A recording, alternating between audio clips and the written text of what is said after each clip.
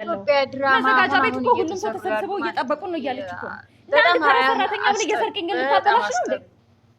ሁልጊዜ ሰራተኛ ማሰቃየት ብቻ ነው። ሰራተኛ ግን እኮ ትልቅ ሰው እኮ ናት። ለዛሬ በሩን ቆልፍ። አሁን ላይ አረብ ሀገርን አጠልቅልቀን ያለ በቃ ተናገርኩ። ኢትዮጵያዊ አበሻ ካልመጣች ከዚህ ቤት አልወጣም።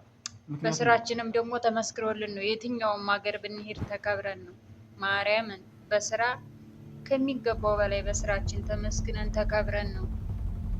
ግን ለአሁን ላይ እየተሰሩ ያሉ ድራማዎች በቃ እኔ እንጃ ኮንፈርት አይሰጡም። ለምን እንደሆነ እኔ አላውቅም። ሰላም እንዴት ናችሁ? ደህና ናችሁ ወይ? እኔ በጣም ደህና ነኝ፣ እግዚአብሔር ይመስገን። የዩቱብ ቤተሰቦች ሰሞኑን ጠፍቻለሁ፣ አልተመቸኝም። ታውቃላችሁ ሀገር ልገባ ነው ስትሉ ደግሞ ስራ ይበዛል። የኔ እንኳን ከመጀመሪያው ስራ በጣም አስቸጋሪ ነው። እንደሚታወቁት ሌሊት የመኝታ ሰዓቴን ትቼ ነው ቪዲዮ የምቀርጸው። ከዛ በኋላ ጠዋት ደግሞ ከቁርስ በኋላ ኤዲት አድርጌ ያቺ የእንቅልፍ ሰዓቴን ነው ሁለመናዋን ነገር የምጠቀምባት ማለት ነው። እኔ ሌሊት ዳታ ስለሌለኝ ቀርጬ ነገ ዳታ ሲመጣ ምናምን ኤዲት አድርጌ ነው ማለት ነው። እና አስቸጋሪ ነው በጣም ስቃይ ላይ በጣም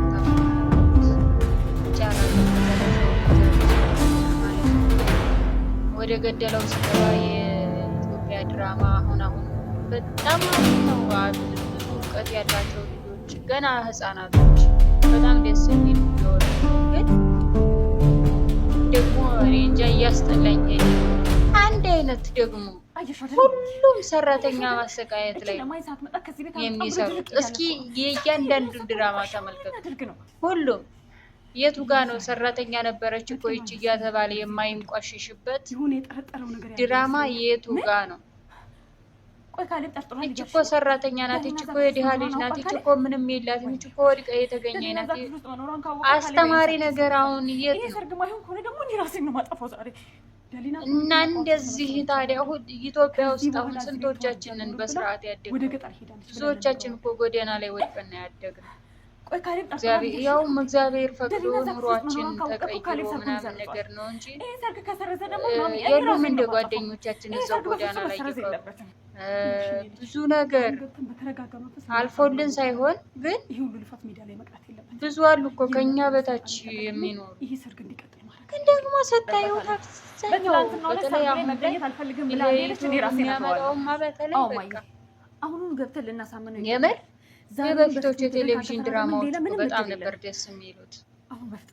አሁን ላይ ግን እዚህ በዩቲዩብ እየመጣ ያለ ድራማ በሙሉ አንድ አይነት ተመሳሳይ፣ ምኑ በቃ ተመሳሳይ ነው። ደግሞ ይሉ እና ሰራተኛ ብለው ሲሰቃዩ መጨረሻ ላይ ተጋብተው መውለድ አንድ አይነት። እሱ በፊልምም የተለመደ ነው። የኢትዮጵያ ፊልም መጨረሻ መጋባት ነው። የትኛውም አብዛኛው ሀገራት ግን ፊልም እንደዛ ነው። እሺ ደስ ይላል ይሆን። ግን አሁን ሰራተኛ አንድ አይነት እኔ አስጠልቶኝ የምር ሰራተኛ ማሰቃየት ላይ ብቻ። በፊት ላይ በአረብ ሀገር የሄደች ሴት አብዳ መጣች እያሉ በእኛ ነበር የሚሰራው። አረብ ሀገር የሄደች ሴት አብዳለች፣ ይህች ጤነኛ አይደለችም፣ ነቅላለች እና በዛ ዙሪያ ነበር የሚሰራ። አሁን ላይ በጣም አረብ ሀገር ያሉ ሴቶች እድሜ ለሚዲያው ላይ እነሱም እንደውም ከኢትዮጵያ ካሉት እዚህ ያሉት ቀድመው ለሚዲያውን ቅርብ ስለሚሆኑ ጩኸቱ ሲበዛባቸው ወደ አሁን ላይ ትንሽ የማዘን ስሜት የሚሰማቸው ይመስለኛል። አዝነውልን አይደለም፣ የምር አዝነውልን ቢሆን ኑሮ አረብ ሀገር ለምንሰራ ሰዎች አሁን ላይ የማዳም ቅመሞች ሲሉ ትሰማላችሁ በየሚዲያው በየቦታው። አዝነው አይደለም። በፊት እኮ በእኛ ፊልም ሲሰሩ ድራማ ሲሰሩብን ነበር እኮ። እኛ እኮ ወደን አይደለም እዚህ ጋር እንዴት እየተሰቃየን እንዳለን እኛና ፈጣሪ ብቻ ነን የምናውቀው። ሲቀጥል ደግሞ አሁን ላይ በጣም ለሁሉም መጠቀሚያ ብቻ ነው የምንሆነው እኛ። ለምን እንደሆነ ባይገባኝም መጠቀሚያ ብቻ ነው። አሁን ላይ እስቲ ዩቲዩብ ብትሉ ቲክቶክ ብትሉ ቲክቶከሮች የምር ግን አንድ ነገር ልንገራችሁ እዚህ ሚዲያ ላይ ማለት ነው። እኔ ማለት ነው የምር በጣም የምናደደው እይታ ቢኖረን ወደ መንግስት ለምን አይጮሁልንም ከወደዱን? እኛ እኮ እዚህ ጋር አረብ ሀገር የምንሰራው ማለት ነው ኢትዮጵያ ውስጥ የቤት ኪራይ መክፈል በማይችል ደመወዝ ነው እዚህ እየተሰቃየን እየተጠበስን ያለ ነው።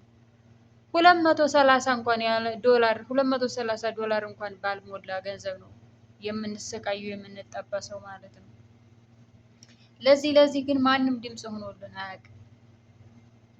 ማንም እንደ ሰው ቆጥሮን አያውቅም።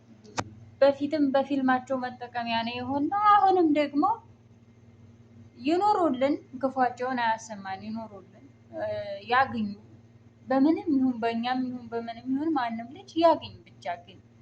ግን ደግሞ ብንረዳዳ አስገባችሁ አይደለም? ብንተሳሰብስ እነሱ ለእኛ ቢያስቡልን የምር ድምፅ ቢሆኑልን። ለምንድን ነው ቢያንስ እንኳን የምር 300 ዶላር እንኳን የማይሆንልን ደመወዝ ለምንድን ነው? አስባችሁታል? የሞትን እኮ ነው። እዚህ እኮ እየሞትን ነው እኮ እኛ በስራ ከማንም በላይ በስራ እኛ እንሰቃያለን። እዚህ የትኛውም ሀገር ቢወዳደር እንደ ሀበሻ የሚሰራ የለም። ምግብም ደግሞ እንደ ሀበሻ ጾሙን የሚውል አስቤዛ ቆጣቢ ትውልድ የለም። የትኛውም በሉ አፍሪካውያኖቹም በሉ ሌሎች ሀገራት በሙሉ እነሱ ምግባቸውን ግጥም አድርገው በልተው ነው ስራቸውን የሚሰሩ። ሀበሻ ግን ሳይበላ በደረቅ አፉ ሲለፋ የሚውል ህዝብ ነው። እሺ ይሁንና ምን አለበት አሁን ይህንን ሚዲያ እኮ እያንቀሳቀሰው ያለ የአረብ ሀገሩ ሴት ነው። በየአረብ ሀገራቱ የሚኖረው ሴት ነው። ግን ያንን ሁሉ ውለታችንን ረስቶ አንድ እንኳን እናስብላቸዋለን የሚል ለመንግስት ድምፅ የሆነልን የለም። ጠፍቶት አይደለም መንግስት እኮ ለራሱ እንዲያገኘ ነው። ምን አገባው ለሚል እነሱ እኮ እኔ እኮ ገረመኝ። እንደዛ እኮ አይመስለኝም ነበር። ለኢትዮጵያ ቢሮ ብቻ 4000 ሪያል ነው የሚከፈለው። በቃ አሁን ደግሞ ተጨመረ መሰለኝ እኮ አይደል? አዎ ሰሞኑን እየተንጫጫችሁ ነበር። ደሞዝ ተጨመረ አልተጨመረ? ደሞዝ አልተጨመረም።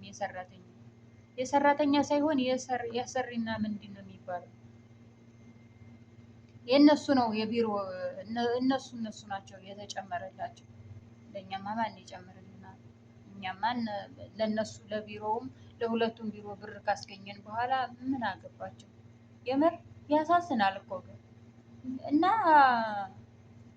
በጣም ነው የምናደደው። እኔ አሁን ደግሞ በቃ ምንም የሚታይ ድራማ የለ፣ አንድ አይነት ሁሉም ሰራተኛ ማንገላታት፣ ሰራተኛ ማሰቃየት ላይ ነው። ምን ይባላል አሁን? እስቲ ሌላ ለየት ያለ ነገር ደህና ነገር ስሩ። ምን አለበት ትውልድ የሚያስተምር ይሁን መሰለ እውቀት እያላችሁ ትውልድ የሚያስተምር የሚቀርስ ለእኛም አይተነው ደስ የሚለን ነገር ብትሰሩ። እኛ እዚህ እየተሰቃየ ነው የምንውለውን እናንተ ምንሰ ተሰቃያላችሁ። በነገራችን ላይ የሀበሻ መዲያሞች አይጣል መድኃኔዓለም እኛ ጎረቤት 2009 ማለት ነው ዩኒቨርሲቲ ነበርኩኝ እና 2009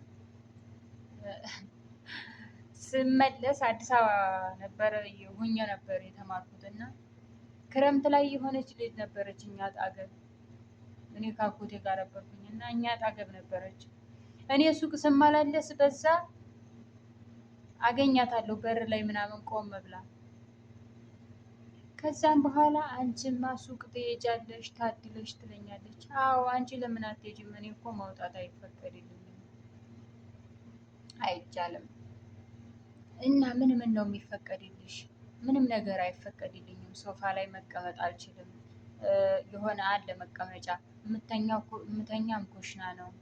ኩሽና እዛ ኩሽና ውስጥ እቃው ጋር ማለት ነው። እዛ ነው መኝታም የላቸው። እመቤት የላቸውም እኮ መኝታ ራሱ የአበሻ ረረረ ብስማ ለእኛ ደግሞ ከዛ ደግሞ አንዳንድ ጊዜ የልጆቹ ትራፊ ወተት ላም አለቻቸው። አንድ ላም የልጆቹ ትራፊ ወተቱን እሱን እጠጣለሁ አለች።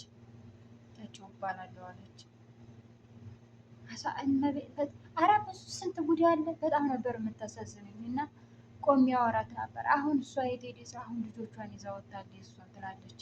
ደግነቱ የኢትዮጵያ አሁን ያሉት ጠገብ ባሉ እንደገና ደግሞ አሁን ቴክኖሎጂው ከበፊቱ ትንሽ ረቀቅ ብሏል። ካሜራ አሁን ማድረግ ሊጀምሩ ነው መሰለኝ እንጂ በፊት ካሜራ የለ ምን የለ ወጣ ካሉ ምንም ቢያደርጉ አያውቁትም።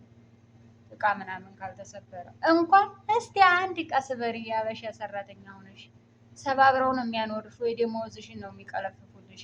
ከዛቸው 4000 3000 ብቻ ከዛ ደግሞ አንድ የሽንኩርት መፍጫ እንኳን አይገዛም እኮ ደመወዙ ማርያም። ከዛ እግዚአብሔር ይመስገን ብቻ ግን ያሳዝናል። የመጣውበት ግን ነገሩ አረዘምኩት እንጂ ማርያምን እኔ ፊልም ድራማ ማየት አስጠልቶኛል የምር። ኧረ በስመ አብ ሁልጊዜ በቃ እኔ እዚህ እየተሰቃየው ስለሆነ ነው መሰለኝ እስጥልት ያደርገኝ የኢትዮጵያ ድራማ ማየት አንድ አይነት ሲሆን። ኧረ በስመ አብ ምንድን ነው በፊት አሁን ሲያምር እነ ቤቶች ሲያምር ኦኬ በጣም ብዙ ነበሩ እነ በስንቱ አረ እንደውስ ነበሩ በጣም ብዙ ድራማ ሰው ለሰው ምናምን በጣም ደስ የሚል ነበር እኮ።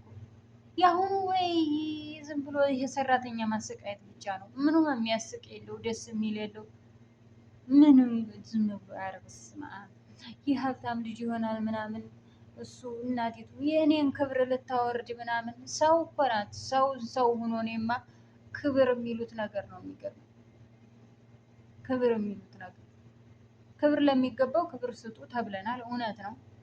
ግን እነሱ ያችን ሰራተኛ እንደ ሰው እንደ ውሻ አይተዋት ከሰራተኛቱ ክብር ሊያገኙ ይፈልጋሉ። ለምን?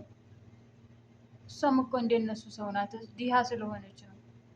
የምር በድህነት መንቋሾች እና እንደዚህ አይነት ድራማ እኔ ሰልችቶኛል። ኧረ አላስጠላችሁም እናንተ?